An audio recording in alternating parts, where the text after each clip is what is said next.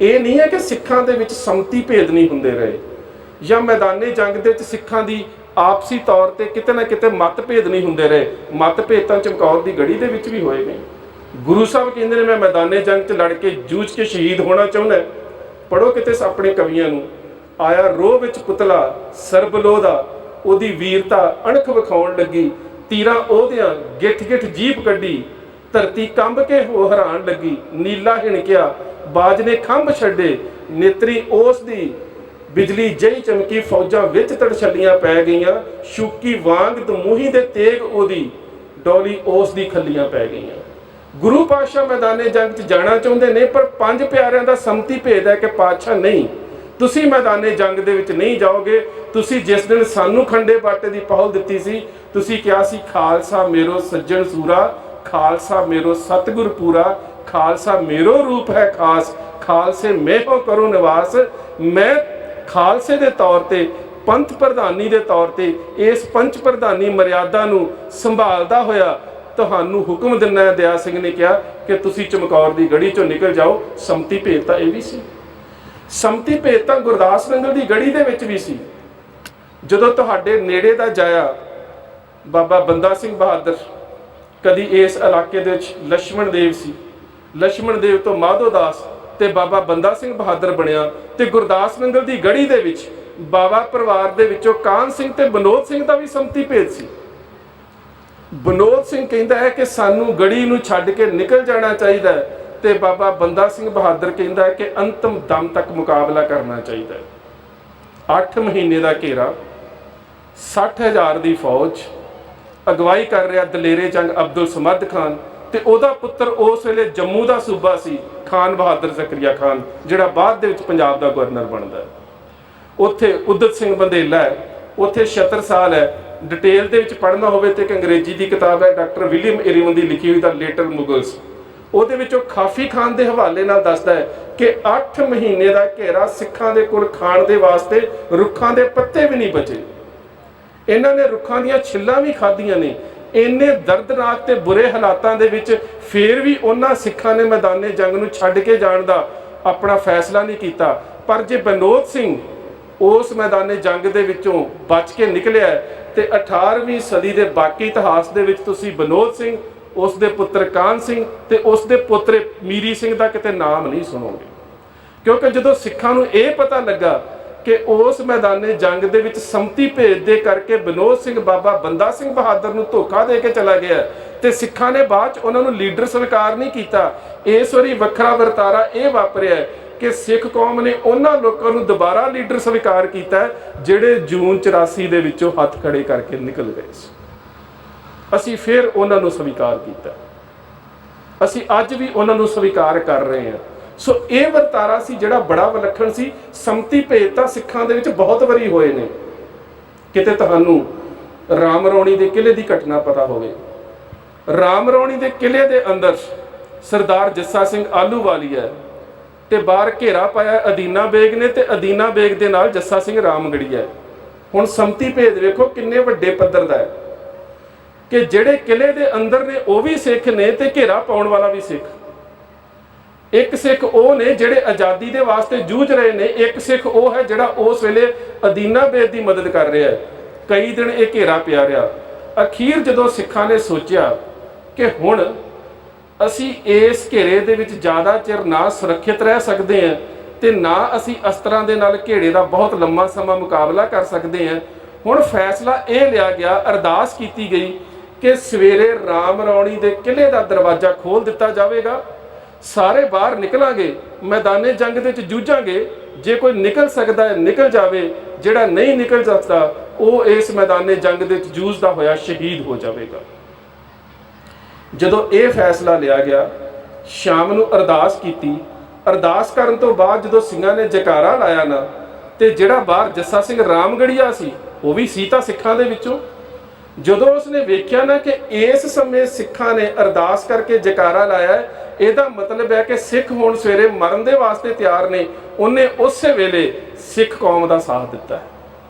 ਉਦੋਂ ਸੰਮਤੀ ਭੇਦ, ਉਦੋਂ ਵਿਰੋਧਤਾ ਖਤਮ ਹੋ ਗਈ, ਕਿਉਂਕਿ ਹੁਣ ਗੱਲ ਰਾਜ ਦੀ ਨਹੀਂ ਹੈ, ਗੱਲ ਸ਼ਹਾਦਤ ਦੀ ਹੈ। ਜਦੋਂ ਉਸਨੇ ਵੇਖਿਆ ਕਿ ਹੁਣ ਸਿੱਖ ਸ਼ਹਾਦਤ ਦਾ ਪ੍ਰਣ ਲੈ ਚੁੱਕੇ ਨੇ, ਉਹਨੇ ਕੀ ਕੀਤਾ, ਪੰਥ ਪ੍ਰਕਾਸ਼ ਦੇ ਸ਼ਬਦ ਨੇ, ਜੱਸਾ ਸਿੰਘ ਨੇ ਲਿਖ ਅਰਦਾਸ ਤੀਰ ਬਨ ਭੇਜੀ ਸਿੰਘਨ ਪਾਸ।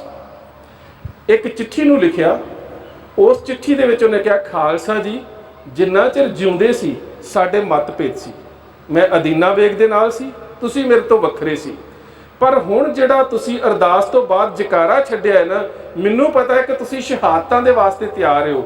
ਜੀਣ ਦੀ ਗੱਲ ਵੱਖਰੀ ਸੀ, ਪਰ ਸ਼ਹਾਦਤ ਦੇਣ ਦੇ ਵਾਸਤੇ ਮੈਂ ਤੁਹਾਡੇ ਨਾਲ ਆ। ਉਸਨੇ ਉਸ ਚਿੱਠੀ ਨੂੰ ਤੀਰ ਦੇ ਨਾਲ ਬੰਨਿਆ।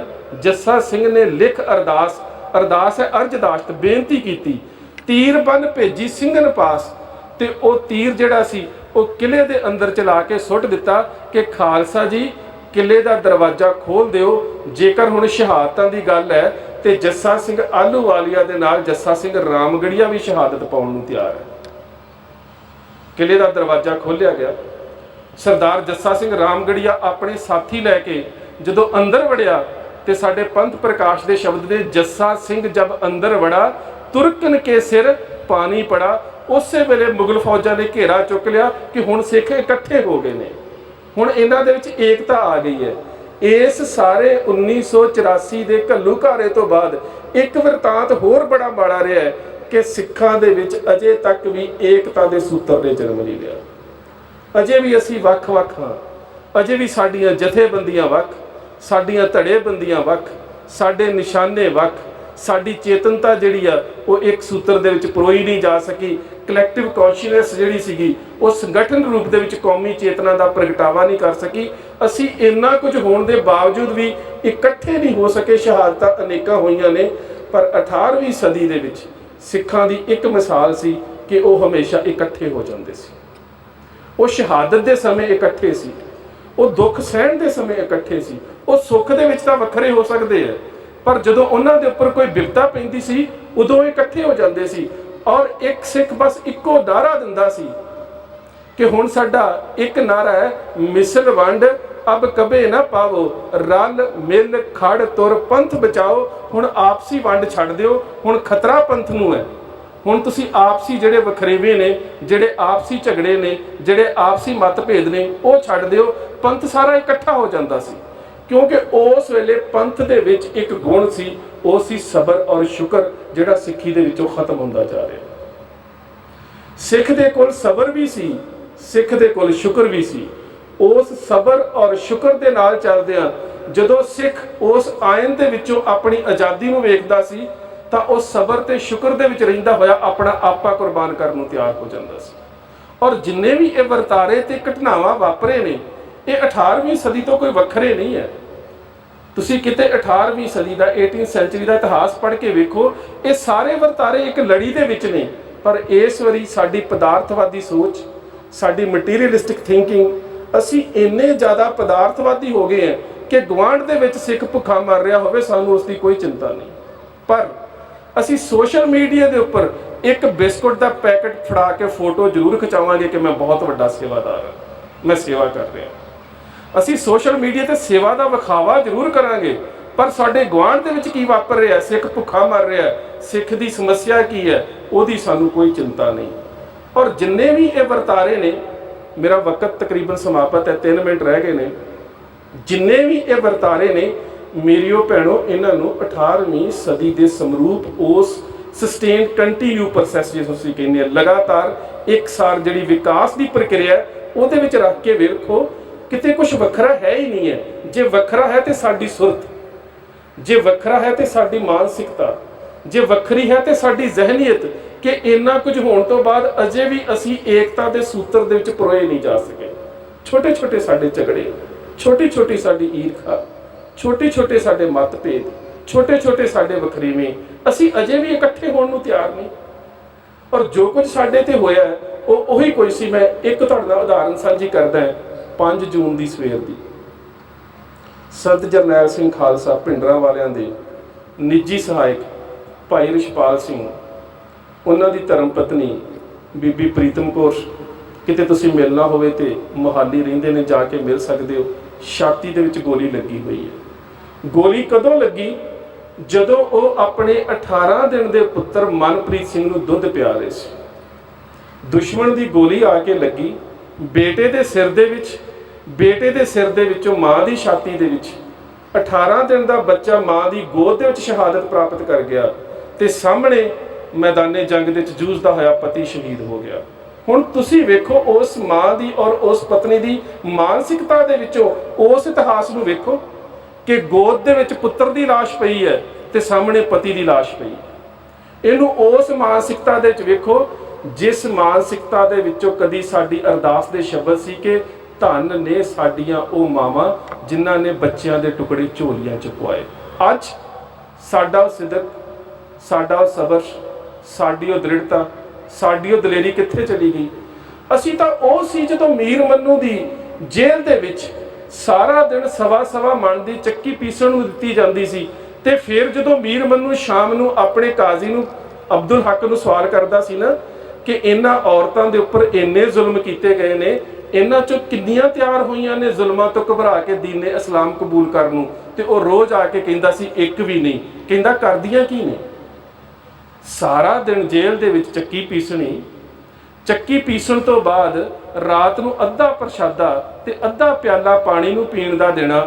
ਉਹ ਵੀ ਮਾਂ, ਬੱਚਾ ਭੁੱਖਾ ਹੋਵੇ ਤੇ ਮਾਂ ਆਪ ਰੋਟੀ ਨਹੀਂ ਖਾਂਦੀ, ਉਹ ਵੀ ਮਾਵਾਂ ਨੇ ਆਪਣੇ ਬੱਚਿਆਂ ਨੂੰ ਖਵਾ ਦੇਣੀ, ਆਪ ਭੁੱਖੇ ਸੌ ਜਾਣਾ ਤੇ ਫਿਰ ਰਾਤ ਨੂੰ ਕਰਨਾ ਕੀ? ਇਹ ਅਬਦੁਲ ਹਕ ਮੀਰ ਮੰਨੂ ਨੂੰ ਦੱਸ ਰਿਹਾ। ਕਹਿੰਦਾ ਕੀ ਕਰਦੀਆਂ ਸੀ?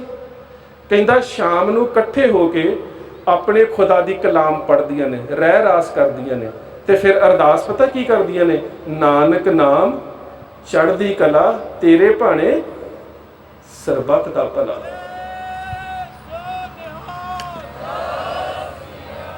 ਅੱਜ ਉਹ ਸਭ ਕੁਝ ਕਿੱਥੇ ਹੋ ਗਿਆ?